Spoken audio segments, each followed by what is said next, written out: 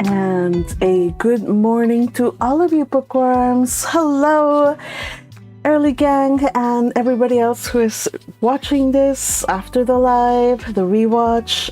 Hope you're doing well. This is your chattering magpie here to continue to read to you Persuasion.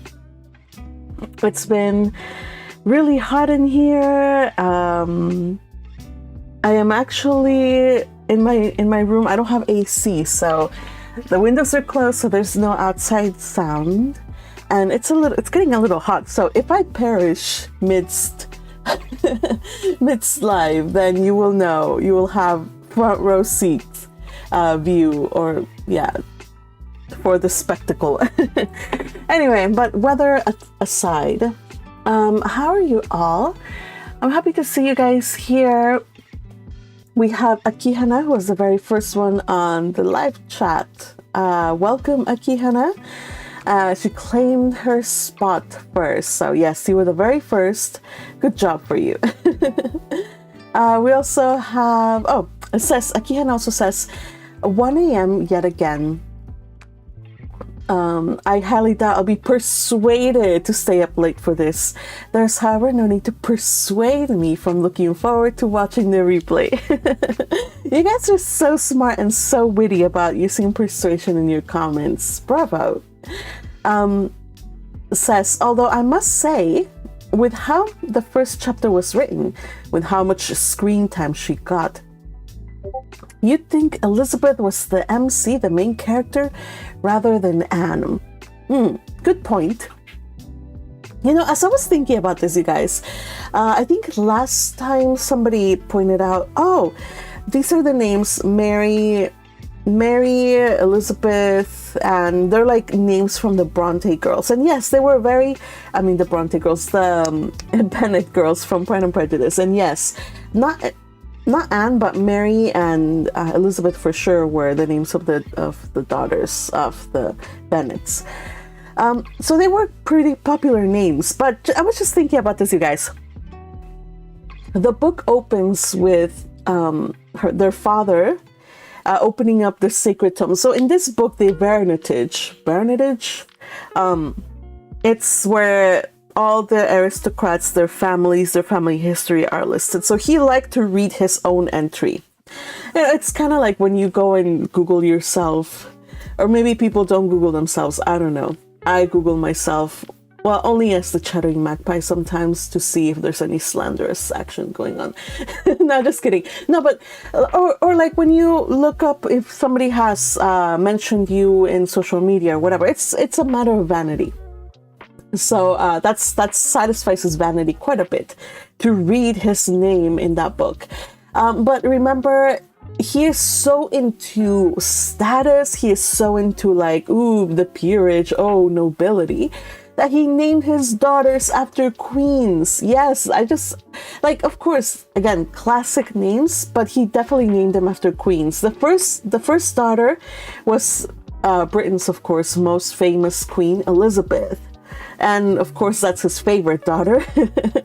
The second daughter, Queen Anne, a little bit less popular, but she was definitely, a queen of some renown, and was from the 1700s, so far more recent to them than was Queen Elizabeth. And then the last queen that he named this daughter after was Mary. Now it could be Mary, Queen of Scots, or Mary, Queen Elizabeth's sister. So anyway, just some thoughts. I doubt it was Mary, Queen of Scots. Now that I think about it, it had to have been Mary, whom we now call Bloody Mary. So there you go. Another detail that I just realized while doing this reread. Oh my goodness. But yeah, I get it. Again, she got so much screen time, Elizabeth, because she's the father's favorite, and she's, she's trying, I think what Jane Austen is trying to do is just cast the setting, the place, the people. So it's very It's a very modern thing to do nowadays to immediately start on an action. Like, I woke up and I discovered I had turned into a bug, or something like, what was Kafka? Yeah, that was Kafka. Or like when you get hit by a truck, just like 10 minutes or like a paragraph in, or a bookcase falls on you and squashes you dead in the prologue. So that's very modern-ish, because you have to catch the people's attention quickly, you have to introduce the main character quickly.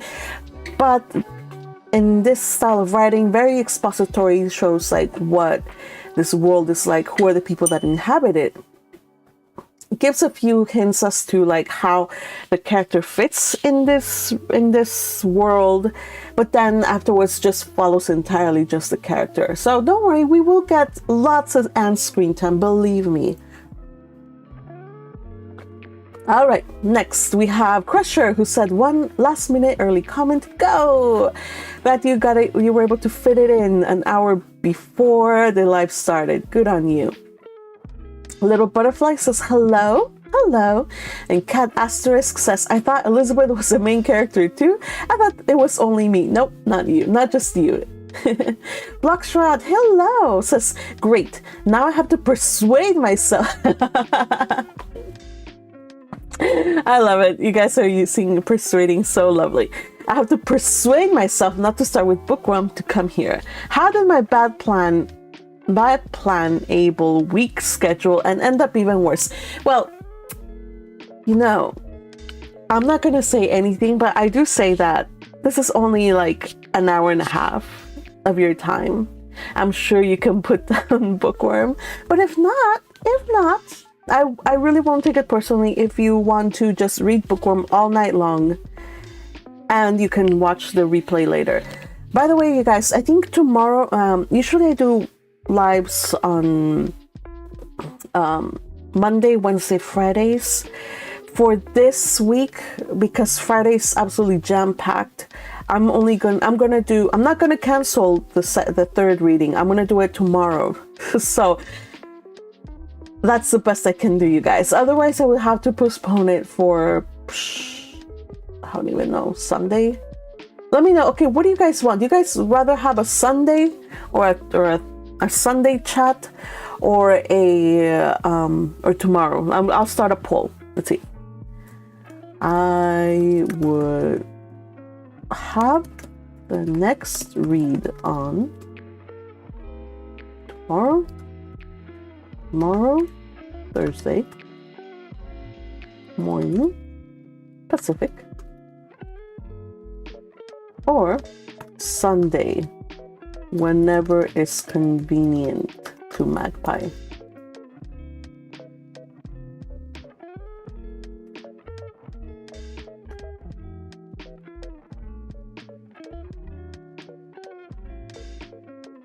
Hold on. I ran out of characters, you guys.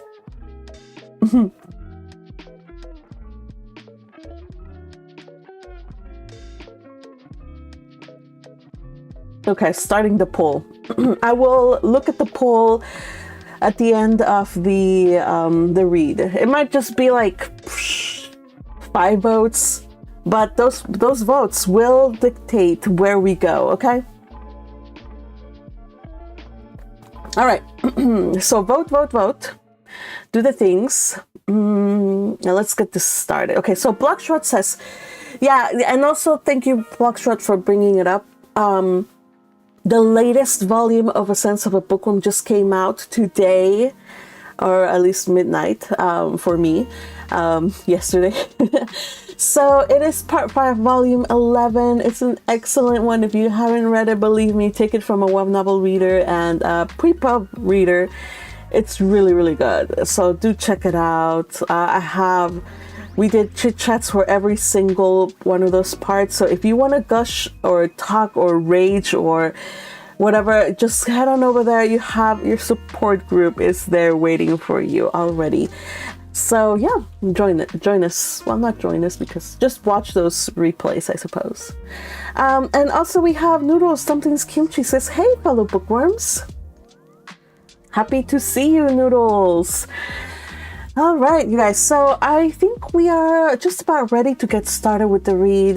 I'm ready and excited, but before we do, let me just do a quick TLDR of what happened in the previous read. We had the introduction of Anne Elliot. She is the daughter of a baron. Well, in her world, she's the daughter of a baron who right now is drowning in debt. And in order for them to kind of like pay off their creditors and get a little bit of like more financial restraint, a life of more financial restraint, her father decided that they should move to another city called Bath, so they could live in a way that still people would not really think that they were going through financial hardships, but yet they're still saving money. And in addition to saving money by not living in a huge old place, they're also renting out the place. So who the people they're going to rent to are going to be, we are going to learn today. I kind of feel like this poll is covering my chat. So what I'm going to do, I am going to end the poll. I know I said I would end the poll at the end of the chat, but it's getting in the way and I can't see you guys' comments. So I'm going to just end the poll right now. And I see 5 votes already. That's plenty to have a tie break. All right, ending the poll. And what was the, okay, here we go. So the results are not showing up on my chat, but it's showing in your screen. So happen next week, Sunday, when it is convenient to Magpie. Okay, so Sunday, we'll have the next read along on Sunday. All right, thank you for voting. Democracy in action. Let's do this, you guys. Let's read some more Persuasion.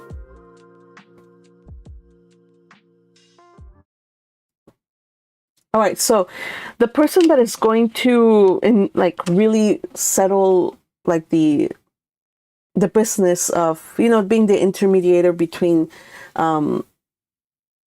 Sir Elliot and anybody who will rent it next is Mr. Shepherd, who is kind of like their businessman. Like he's an attorney, so he kind of like oversees their business. So yeah, whether he does a good job of it or not, remains to be seen. All right. Persuasion, Chapter 3. I must take leave to observe, Sir Walter, said Mr. Shepherd one morning at Kellynch Hall, as he laid down the newspaper, that the present juncture is much in our favour. This peace will be turning all our rich naval officers ashore. They will all be wanting a home. Could not be a better time, Sir Walter, for having a choice of tenants, very responsible tenants. Many a noble fortune has been made during the war. If a rich admiral were to come in our way, Sir Walter, he would be a very lucky man, Shepherd, replied Sir Walter. That's all I have to remark. A price indeed would Kellynch Hall be to him, rather than the greatest price of all. Let him have taken ever so many before. Hey, Shepherd? Mr. Shepherd laughed, as he knew he must, at his wit, and then added, I presume to observe, Sir Walter, that in the way of business, gentlemen of the navy are well to deal with. I have had a little knowledge of their methods of doing business, and I am free to confess that they have very liberal notions, and are as likely to make desirable tenants as any set of people one should meet with. Therefore, Sir Walter, what I would take leave to suggest is, that if in consequence of any rumours getting abroad of your intention, which must be contemplated as a possible thing, because we know how difficult it is to keep the actions and designs of one part of the world from the notice and curiosity of the other, consequence has its tax. I, John Shepherd, might conceal any family matters that I chose, for nobody would think it worth their while to observe me. But Sir Walter Elliot has eyes upon him which it may be very difficult to elude, and therefore, thus much I venture upon, that it will not greatly surprise me if, with all our caution, some rumour of the truth should get abroad, in the supposition of which, as I was going to observe, since applications will unquestionably follow, I should think any from our wealthy naval commanders particularly worth attending to, and beg leave to add that 2 hours will bring me over at any time to save you both the trouble of replying. So I forgot to mention this. Sir Walter does not want the world to know that he is in so much debt that he has to rent his house. He doesn't want people to know. So here Mr. Shepherd is saying, like, okay, I will be the go-between so that nobody, like, I can be discreet and I can quickly deal with the stuff. People can apply to me, so they don't approach you about your house. I'll handle the business. But he is also pushing for, like, getting naval officers to maybe try to, like, open the place to maybe having some naval officers. Again, this was just after a war. I don't know what war. I'm not an English history major. But after some war, I think it was Napoleon. Was it Napoleon? I believe it was Napoleon. I believe it was Napoleon. Yes. After the war with the French, they returned home. Yes, it was the war with the French, now that I think about it. Yes. So the people returned home. It is peace. They have made a lot of money. So he's like, let's help them out of their money. Let's get an admiral living in your house. Of course, he has absolutely no issue with who resides in Kellynch Hall. But Sir Walter Elliot is not really open to letting just anybody live in his house, as we have noticed. So anyway, he wants to take that job upon himself. Sir Walter only nodded, but soon afterwards, rising and pacing the room, he observed sarcastically, "There are few among the gentlemen of the Navy, I imagine, who would not be surprised to find themselves in a house of this description." "They would look around them, no doubt, and bless the good fortune," said Mrs. Clay, for Mrs. Clay was present. Her father had driven her over, nothing being of so much use to Mrs. Clay's health as a drive to Kellynch. "But I quite agree with my father in thinking a sailor might be a very desirable tenant. I have known a good deal of the profession, and besides their liberality, they are so neat and careful in all their ways. These valuable pictures of yours, Sir Walter, if you choose to leave them, will be perfectly safe. Everything in and about the house would be taken such excellent care of. The gardens and shrubberies should be kept in almost a high order as they are now. You need not be afraid, Miss Elliot, of your own sweet flower gardens being neglected." "As to all that," rejoined Sir Walter coolly, "supposing I were induced to let my house, I have no means made up my mind as to the privileges to be annexed to it. I'm not particularly disposed to favor a tenant. The park would be open to him, of course, and few Navy officers, or men of any other description, can have had such a range. But what restrictions I might impose on the house of the pleasure grounds is another thing. I'm not fond of the idea of my shrubberies being always approachable, and I should recommend Miss Elliot to be on her guard with respect to her flower garden. I'm very little disposed to grant a tenant of Kellynch Hall any extraordinary favor, I assure you, be he sailor or soldier." After a short pause, Mr. Shepherd presumed to say, "In all these cases, there are established usages which make everything plain and easy between landlord and tenant. Your interest, Sir Walter, is in pretty safe hands. Depend upon me for taking care that no tenant has more than his just rights. I venture to hint that Sir Walter Elliot cannot be half so jealous for his own as John Shepherd will be for him." Here Anne spoke. "The Navy, I think, who have done so much for us, have at least an equal claim with any other set of men for all the comforts and all the privileges which any home can give. Sailors work hard enough for their comforts, we must all allow."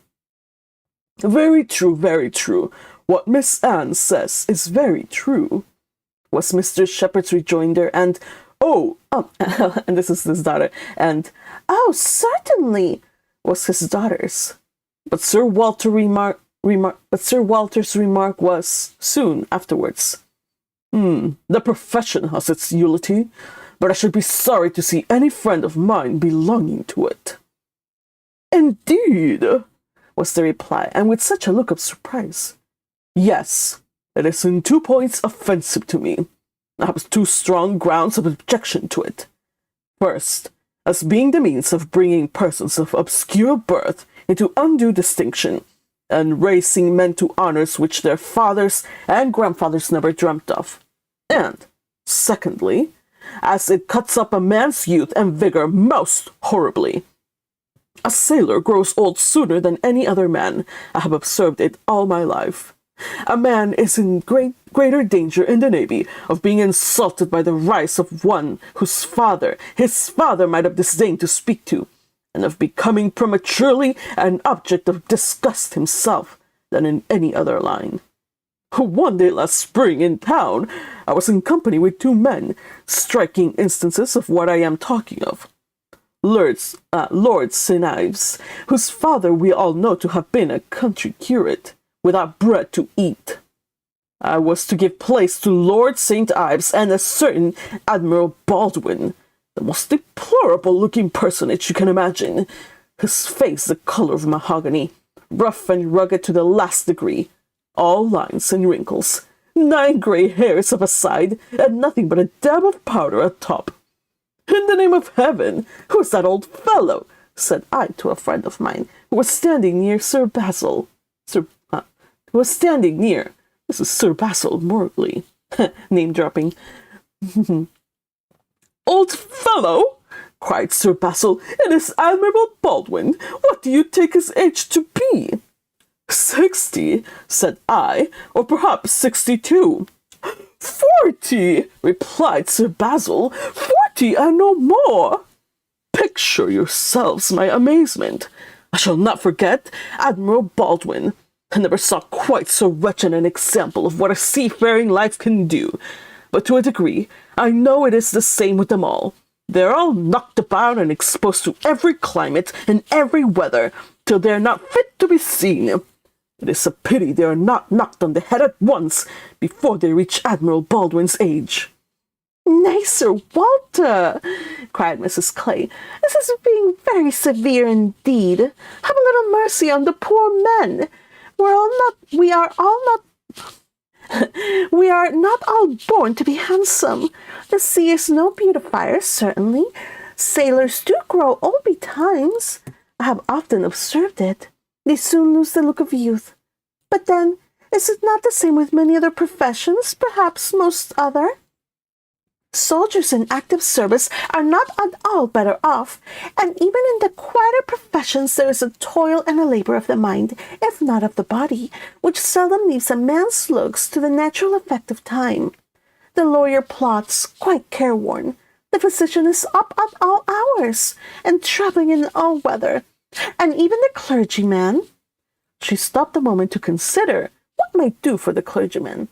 And even the clergyman, is obliged to go into infected rooms and expose his health and looks to all the injury of a poisonous atmosphere. In fact, as I have long been convinced, though every profession is necessary and honorable in its turn, it is only the lot of those who are not obliged to follow any, who can live in a regular way in the country, choosing their own hours, following their own pursuits, and living on their own property, without the torment of trying for more. It is only their lot, I say, to hold the blessings of health and a good appearance to the utmost. I know no other set of men but what lose something of their personableness when they cease to be quite young. It seemed as if Mr. Shepherd, in his anxiety to bespeak— Wait, was this Shepherd? Mrs. Shepherd? Mrs. Clay. This was Mrs. Clay, right? Yeah. Yeah, it was Mrs. Clay. I was like, oh shoot, did I read all of that and it was Mr. Shepherd? Okay.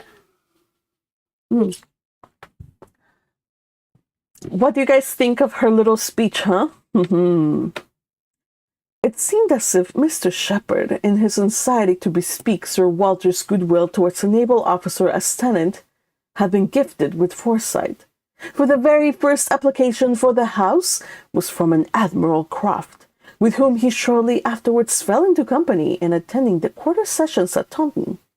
And indeed he had received a hint of the Admiral from a London correspondent, a report which he hastened over to Kellynch to make. Admiral Croft was a native of Somersetshire. By the way, I got a comment on the other one about pronunciation of these names.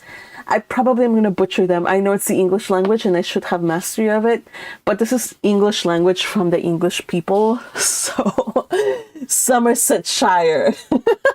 Somersetshire. I don't know, you guys. How can you shorten it? I know Worcestershire sauce, you can shorten it. Somersetshire sauce. Somersetshire. Worcester's. I don't know. I'm having my two brain cells are having a moment with the name, so I'm just gonna keep reading as I have until I just master the proper pronunciation. So here we go. Okay, so we got the very first person to apply to live in the house. It's a naval officer, Admiral Croft. How ironic that that's the first kind of person that immediately Sir Elliot was like, nope, I won't have a naval officer. But yep, a naval officer was the very first person that applied to his house. Let's see. Where were we? Okay.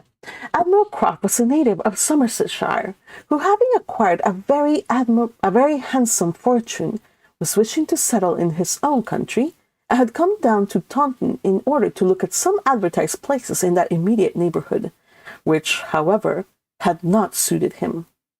That accidentally hearing, it was just as he had foretold, Mr. Shepherd observed, Sir Walter's concerns could not be kept a secret. Accidentally hearing of the possibility of Kellynch Hall being to let, and understanding his, that is, Mr. Shepherd's connection with the owner, he had introduced himself to him in order to make particular inquiries, and had, in the course of a pretty long conference, expressed as strong an inclination for the place as a man who knew it only by description could feel, and given Mr. Shepherd, in his explicit account of himself, every proof of his being a most responsible, eligible tenant. "And who is Admiral Croft?" was Sir Walter's cold, suspicious inquiry. Mr. Shepherd answered for his being a gentleman's family, and mentioned the place, and Anne, after the little pause which followed, added, "He is a rear admiral of the White. He was in the Trafalgar action, and has been in the East Indies since. He has been stationed there, I believe, several years." "Then I take it for granted that his face is about as orange as the cuffs and capes of my livery."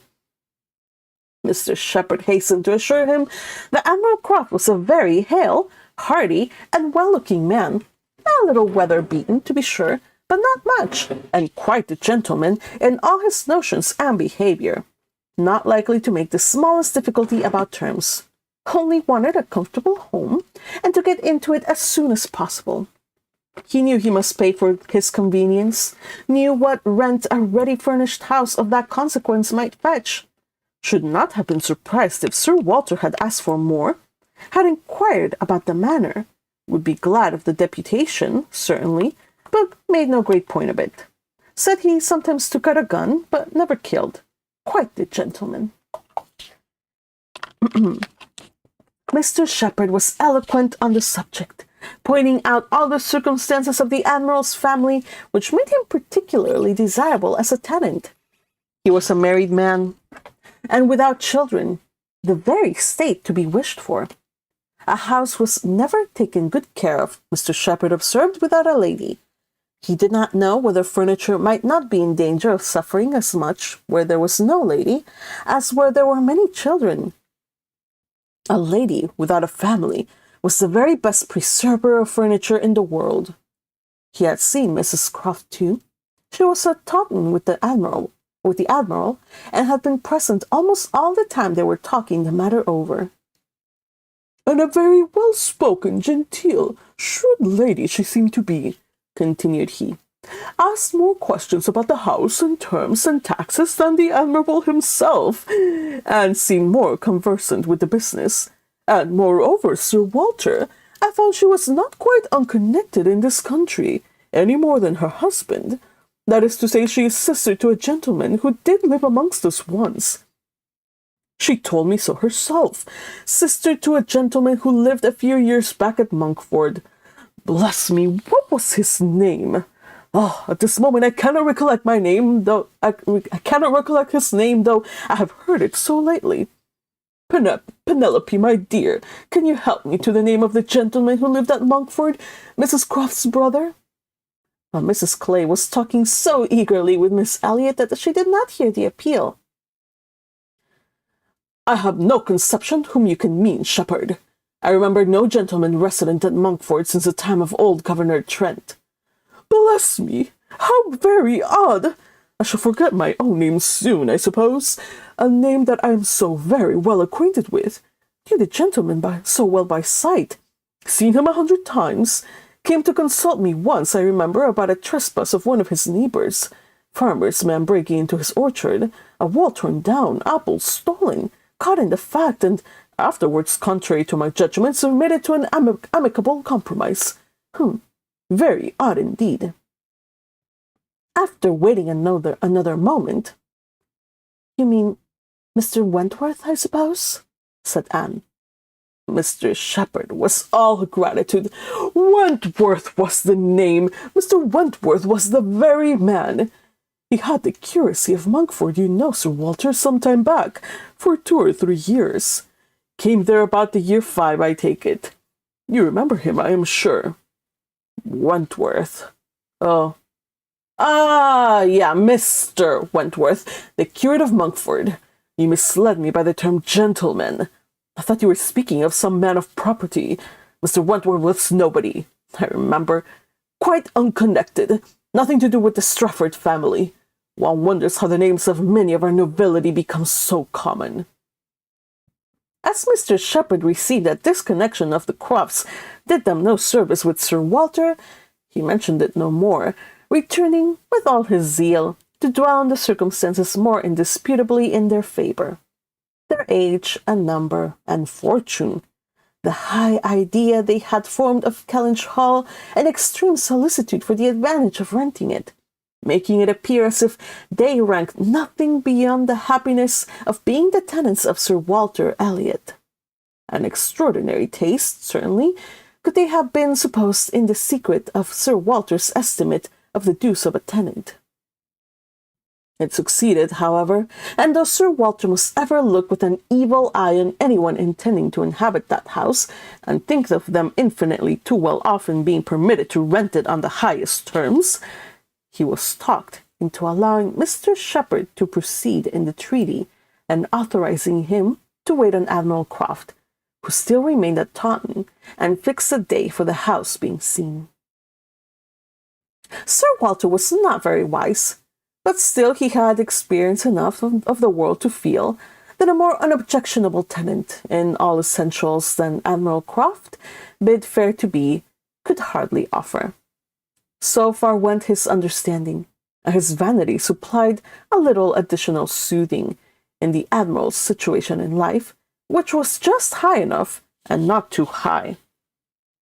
I have let my house to Admiral Croft, would sound extremely well, very much better than to a mere Mr. A Mr., save perhaps some 6 in the nation, always needs a note of explanation. An admiral speaks his own consequence, and at the same time can never make a baronet look small. In all their dealings and intercourse, Sir Walter Elliot must ever have the precedence. Nothing could be done without a reference to Elizabeth, but her inclination was growing so strong for a removal that she was happy to have it fixed and expedited by a tenant at hand, and not a word of suspended decision was uttered by her. Mr. Shepherd was completely empowered to act. Oh, they didn't ask Anne. This is Anne's home too, you know. Mr. Shepherd was completely empowered to act, and no sooner had such an end been reached than Anne, who had been a most attentive listener to the whole, left the room to seek the comfort of cool air for her flushed cheeks, and as she walked along a favorite grove said, with a gentle sigh, "A few months more, and he, perhaps, may be walking here." End of chapter. Who is he, and who is he? Can you explain to us who is he? We're soon to know, I suppose. Okay, so Sir Walter Elliot is finally gonna rent his house out to Admiral Croft. Admiral Croft is married to a woman who has a brother who used to live in that neighborhood. Now, I think her brother, was a curate, so he was like a parson or whatever. There we go. Yeah, okay, got it. So, yeah, so they're like a family members. Like the Wentworth family used to live around the area, and they were curates. The curate, yeah. So, at this point, we have only heard Anne talk maybe 3 times, but notice that the first time she does act is to counter her father's selfish ways of thinking. When the father's like, yeah, so like sailors, they're so ugly, they have been knocked about. What business do they want living in my house? It's too much of an honor for them to live in this house and to even use the gardens or whatever. And Anne speaks up. She's like, sailors have done this country a good service during this war. They deserve a right as any other person to enjoy their home. So good on you, Anne, for upsetting your father's the selfishness and just self-centeredness. Well, there you go. So let's proceed to think more about he, and also how is he related to Anne? How does she know he? Okay, let's continue on.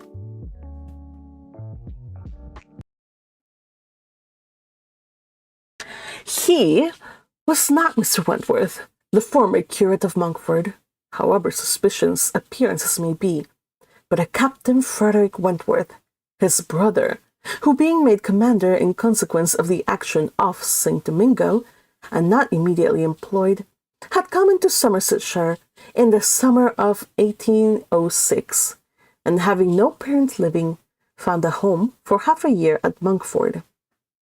He was, at the time, a remarkably fine young man, with a great deal of intelligence, spirit, and brilliancy, and Anne an extremely pretty girl, with gentleness, modesty, taste, and feeling. Half the sum of attraction on either side might have been enough, for he had nothing to do, and she had hardly anybody to love. But the encounter of such lavish recommendations could not fail. They were gradually acquainted, and when acquainted, rapidly and deeply in love. It would be difficult to say which had seen highest perfection in the other, or which had been the happiest. She, in receiving his declarations and proposals, or he, in having them accepted. A short period of exquisite felicity followed, and but a short one. Troubles soon arose. Sir Walter, on being applied to, without actually withholding his consent, or saying it should never be, gave it all the negative of great astonishment, great coldness, great silence, and a professed resolution of doing nothing for his daughter.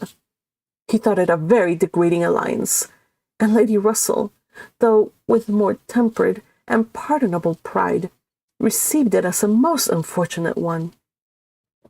Anne Elliot, with all her claims of birth, beauty, and mind, to throw herself away at 19, involve herself at 19 in an engagement with a young man who had nothing but himself to recommend him, and no hopes of attaining affluence, but in the chances of a most uncertain profession, and no connections to secure even his farther rise in that profession, would be indeed a throwing away which she grieved to think of. Anne Elliot, so young and known to so few, would be snatched off by a stranger without alliance or fortune, or rather sunk by him into a state of most wearing, anxious, youth-killing dependence. It must not be, if by any fair interference of friendship, any representations from one who had almost a mother's love and a mother's rights, it would be prevented. Captain Wentworth had no fortune. He had been lucky in his profession, but spending freely what had come freely, had realized nothing. But he was confident that he should soon be rich. Full of life and ardor, he knew that he would soon have a ship and soon be on a station that would lead to everything he wanted. He had always been lucky. He knew he should be so still. Such confidence, powerful in its own warmth and bewitching in the wit which often expressed it, must have been enough for Anne. But Lady Russell saw it very differently. His sanguine temper and fearlessness of mind operated very differently on her. She saw in it but an aggravation of the evil. It only added a dangerous character to himself. He was brilliant. He was headstrong.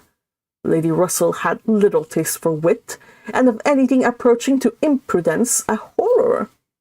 She deprecated the connection in every light. Such opposition as these feelings produced was more than Anne could combat. Young and gentle as she was, it might yet have been possible to withstand her father's ill will, though unsoftened by one kind word or look on the part of her sister. But Lady Russell, whom she had always loved and relied on, could not, with such a steadiness of opinion and such tenderness of manner, be continually advising her in vain. She was persuaded to believe the engagement a wrong thing, indiscreet, improper, hardly capable of success, and not deserving it. But it was not merely selfish caution under which she acted in putting an end to it. Had she not imagined herself consulting his good even more than her own, she could hardly have given him up. The belief of being prudent and self-denying, principally for his advantage, was her chief consolation under the misery of a parting, a final parting. And every consolation was required, for she had to encounter all the additional pain of opinions on his side, totally unconvinced and unbending, and of his feeling himself ill-used by so forced a relinquishment. He had left the country in consequence. Ah, poor Anne! Poor gentle Anne. She was like, I'm doing this for you too. This might not be a good marriage for you too. And he's like, nope, you're just ashamed of me. You don't love me. I'm leaving. So he left. A few months had seen the beginning and end of their acquaintance, but not with a few months ended Anne's share of suffering from it. Her attachment and regrets had, for a long time, clouded every enjoyment of youth, and an early loss of bloom and spirits had seen their lasting effect. More than 7 years were gone since this little history of sorrowful interest had reached its close, and time had softened down much, perhaps nearly all, of peculiar attachment to him. But she had been too dependent on time alone. No aid had been given in change of place, except in one visit to Bath soon after the rupture. This is the visit to Bath that she did with Lady Russell one winter, and she still hated. So again, earlier she said that her mother died while she was in school in Bath.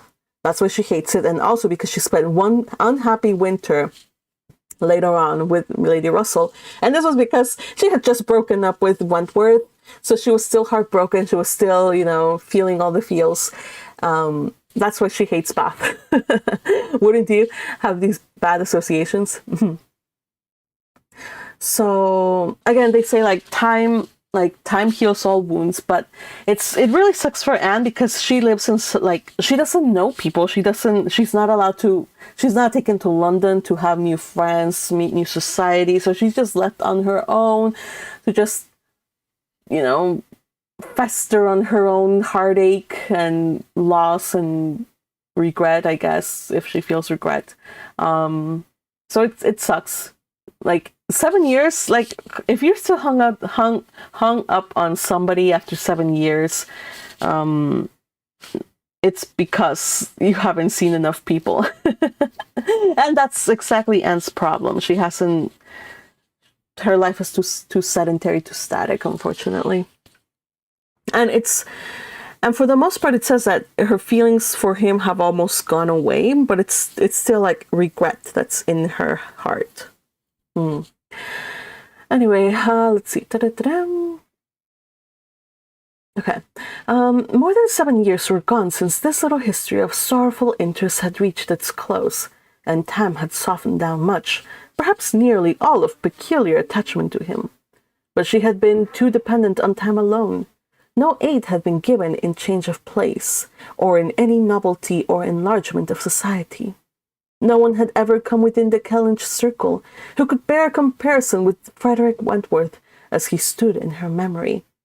No second attachment, the only thoroughly natural, happy, and sufficient cure at her time of life, had been possible to the nice tone of her mind, the fastidiousness of her taste, in the small limits of the society around them. She had been solicited, when about 22, to change her name, by the young man who not long afterwards found a more willing mind in her younger sister, and Lady Russell had lamented her refusal, for Charles Musgrove was the eldest son of a man whose landed property and general importance were second in that country, only to Sir Walter's, and of good character and appearance, and however Lady Russell might have asked yet for something more, while Anne was 19, she would have rejoiced to see her at 22 so respectably removed from the partialities and injustice of her father's house and settled so permanently near herself. But in this case, Anne had left nothing for advice to do, and though Lady Russell, as satisfied as ever with her own discretion, never wished the past undone, she began now to have the anxiety which borders on hopelessness for Anne's being tempted by some man of talents and independence to enter a state for which she held her to be peculiarly fitted by her warm affections and domestic habits. Ha ha, Lady Russell, you reap what you sow. Now she wants her to be married. She's like, okay, yes, I know I dissuaded her from getting married at 19, but it's time that Anne get married and leave her house. Her father does not love her. Her sister does not value her. She needs to live among people that actually love her. But Anne has not found somebody that would rival Wentworth. And even though she had a chance to get married again, she turned him down. And the guy ended up marrying her sister Mary anyway later on. So it's not like it's like he was absolutely brokenhearted. But yeah. It's gonna make for very interesting family meetings, right? To visit your sister and know that your brother-in-law at one point wanted to marry you. and he only married second best Mary. Oh no. All right. Okay. So yeah, poor Anne, and Lady Russell is also regretting the fact that Anne is not marrying. They knew not each other's opinion, either its constancy or its change, on the one leading point of Anne's conduct, for the subject was never alluded to. But Anne, at 27, though very differently from what she had been made, thought very differently from what she had been made to think at 19. She did not blame Lady Russell. She did not blame herself for having been guided by her. But she felt that were any young person in similar circumstances to apply to her for counsel, they would never receive any of such certain immediate wretchedness, such uncertain future good. She was persuaded that under every disadvantage of the separation at home and every anxiety attending his profession, all their probable fears, delays, and disappointments, she should yet have been made a happier woman in maintaining the engagement than she had been in the sacrifice of it. And this, she fully believed, had even more than a usual share of all such solicitudes and suspense been theirs, without reference to the actual results of their case, which, as it happened, would have bestowed earlier prosperity than could be reasonably calculated on. All his sanguine expectations, all his confidence, had been justified. His genius and ardor had seemed to foresee and to command his prosperous path. He had, very soon after their engagement ceased, got employ, and all that he had told her would follow had taken place. And all that he had taken her would follow had taken place. He had distinguished himself, and early gained the other step in rank, and must now, by successive captures, have made a handsome fortune. She had only navy lists and newspapers for her authority, but she could not doubt his being rich, and, in favor of his constancy, she had no reason to believe him married. How eloquent could Anne Elliot have been? How eloquent, at least, were her wishes on the side of early warm attachment and a cheerful confidence in futurity, against that over-anxious caution which seems to insult exertion and distrust providence. She had been forced into prudence in her youth. She learned romance as she grew older, the natural sequel of an unnatural beginning.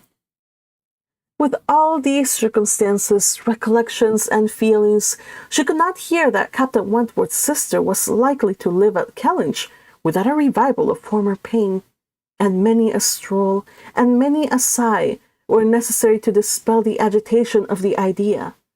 She often told herself it was folly, because she could harden her nerves sufficiently to feel the continual discussion of the Crofts and their business no evil.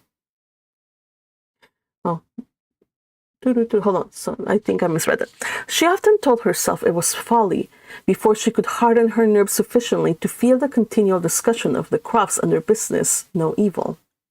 She was assisted, however, by that perfect indifference and apparent unconsciousness among the only three of her own friends in the secret of the past, which seemed almost to deny any recollection of it. She could do justice to the superiority of Lady Russell's motives in this, over those of her father and Elizabeth.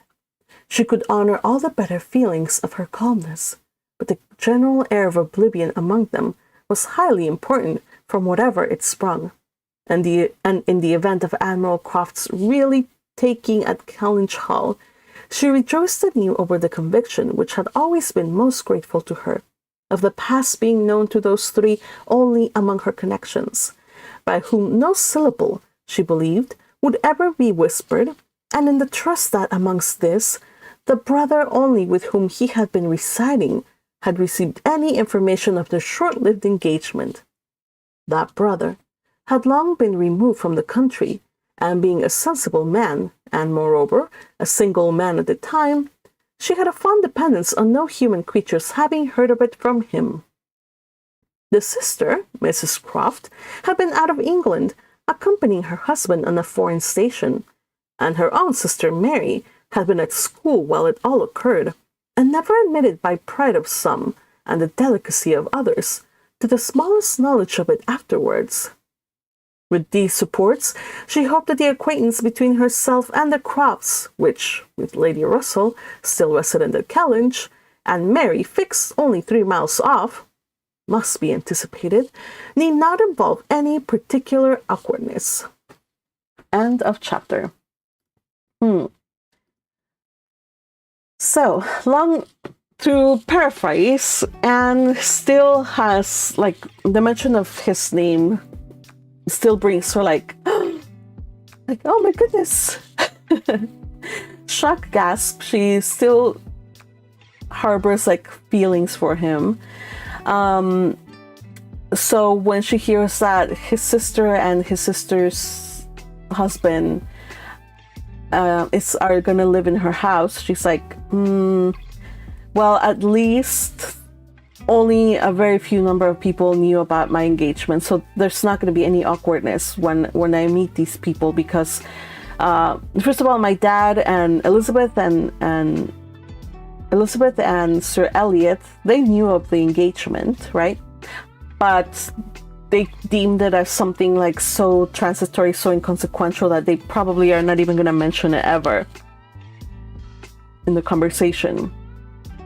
I mean, they didn't even remember the curate, his brother, who was living actually there for years and years.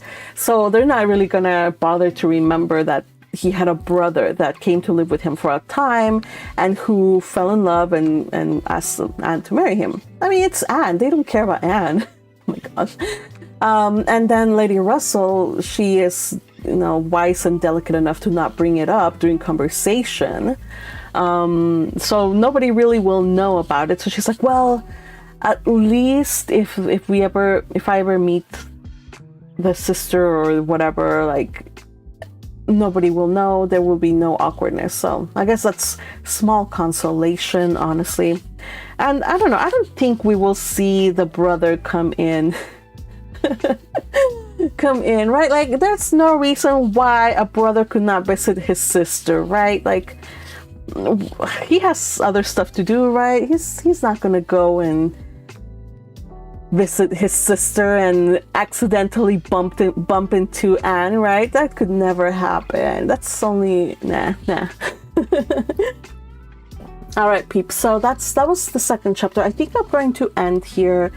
But before I do, oh yeah, next time we're going to meet Admiral and Mrs. Croft. Let me see. And we're gonna get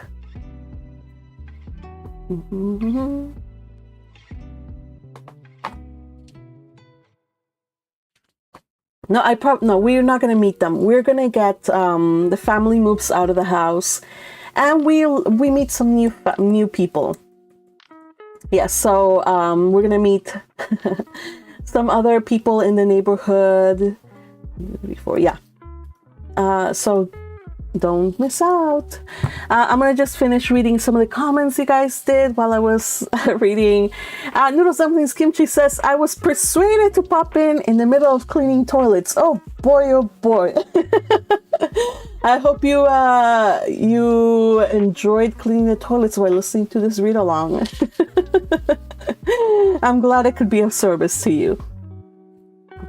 Blockshort is, you want to rent this house? Do you have any title? For I will not rent this house to a mister, right? He does, like, dude, money is money. But you know what? At least he consented to rent his house. He's like, okay, fine. Like, I'm renting it to a man who is, not a mister. He has like a claim of his own.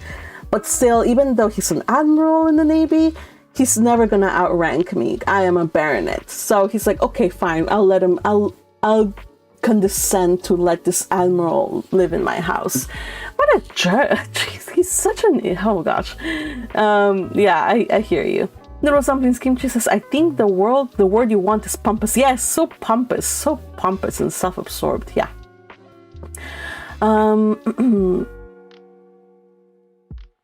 So Noodle Something Kimchi asks Blockshot, and also I will ask it too.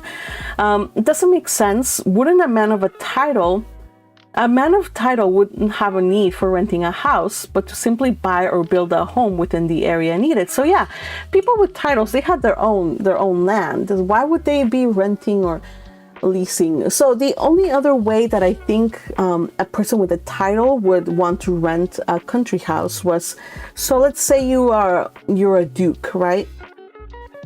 You're a duke and you have a son. While you're still alive, your son would not be a duke. He would have his own little title. It would be like, I don't know, Marcus, whatever.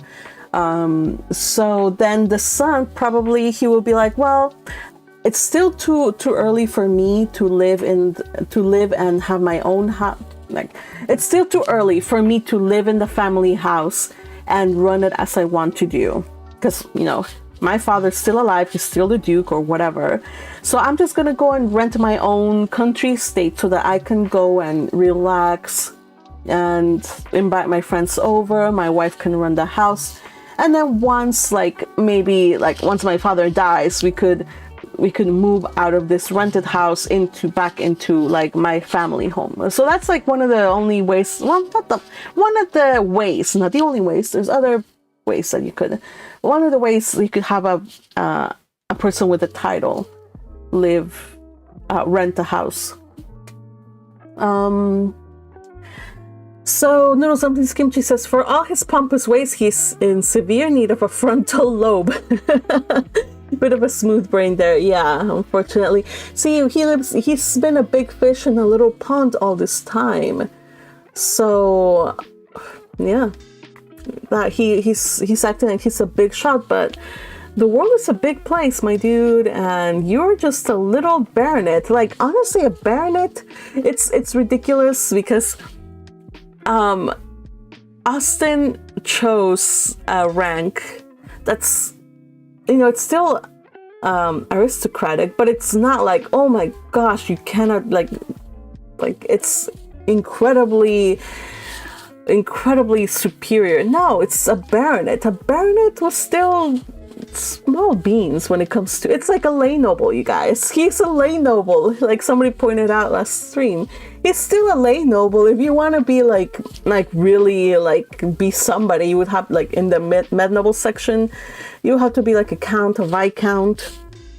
And if you want to be like an arch noble, this is where the dukes come in, like duke and marquis and whatnot. So yeah, he's still small beans, but full of his own importance, whatever. Oh yes, there are memes. Thank you for reminding me. Yes, can I persuade you to share the memes? Yes, I will share them right now. Let me move on over there. Thank you for reminding me. Here we go. Meme number 1 by Little Butterfly. We have Sir Walter Elliot. Vanity. Don't I look good saying that?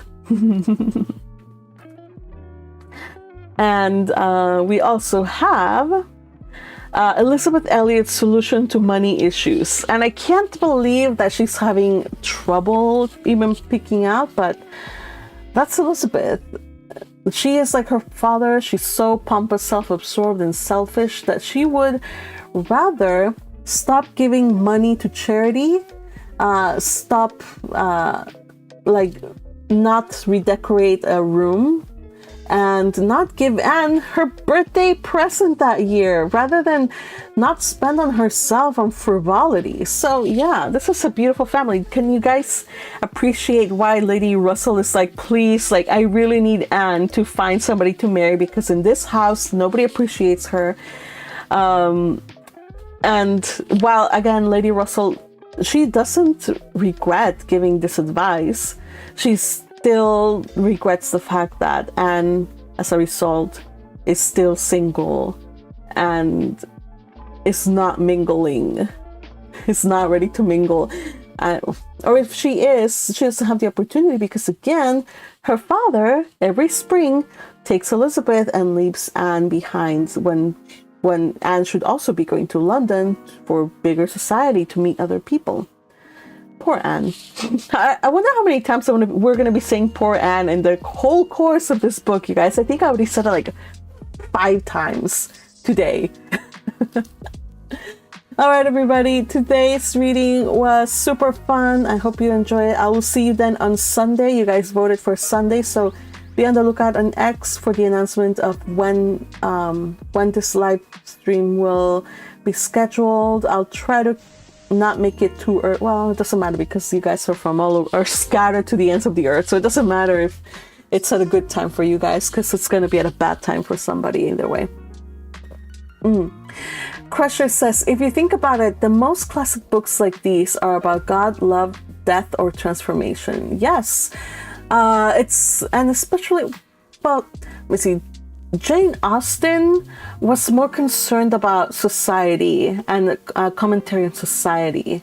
So while Jane we had like was an all-rounder comment on society, on God, religion, feminism, Jane Austen has like a little bit touches upon a little bit of those topics, but for the most part, her forte is just looking back at society and commenting on it by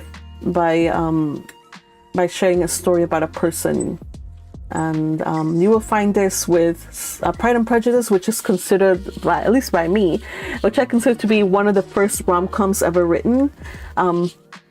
It was still a critique on society rather than a romance per se. Like, yes, it was a romance, but it was also a critique of society. A poor Anne counter. Yeah. Somebody tell me how many times I said poor Anne today. Let's do a poor Anne counter.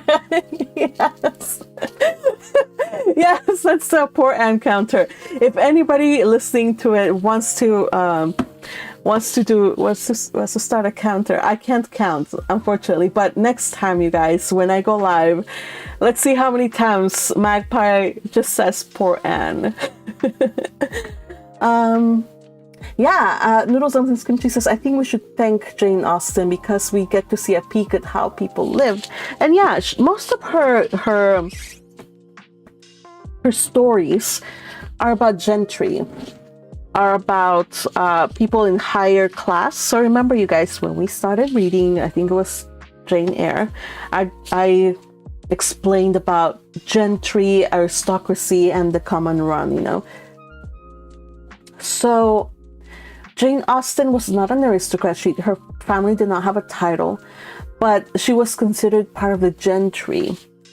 So it's people who do not really have a profession of their own, but they live off of, you know, their like old money, you could say. Or like if maybe your father sold his business and he's like, cool, now I've got it made, now we can live happily and contentedly without having to work. So that's also like gentry, if you don't have to work for it.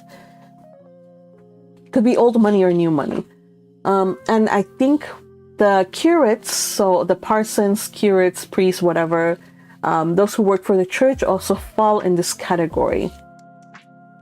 So when Sir Walter Elliot, and I think Jane Austen, her father was a parson, I forget.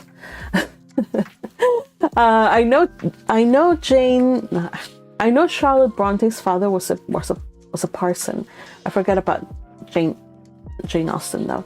And also Sir Walter Elliot, when he heard that the Wentworth that had lived in their neighborhood a while back was a parson, he was like, wait a minute, he was just a curate? I thought you meant he was a gentleman. I had expected. So he's wrong, like, or maybe he's right, but he's being a snob. Because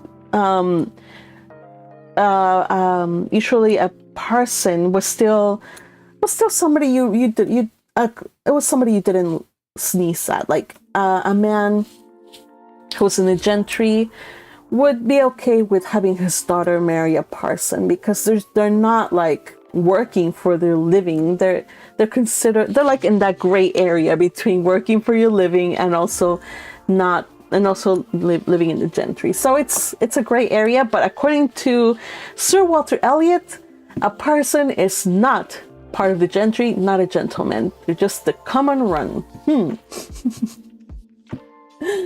The Austen sisters were integral to understanding the literature, but of history. I think for the most part, though, I believe you might mean the Bronte sisters, because I don't know if Jane Austen had other literary sisters. She had a sister called Cassandra that burned all her letters, which I will never forgive her for. But the Bronte sisters, they definitely did, were a literary, they all followed, they all wrote books, and they were incredible in their own right. Do you think Crusher asks, do you think the romantic tastes of today's aristocracy has changed from what it was?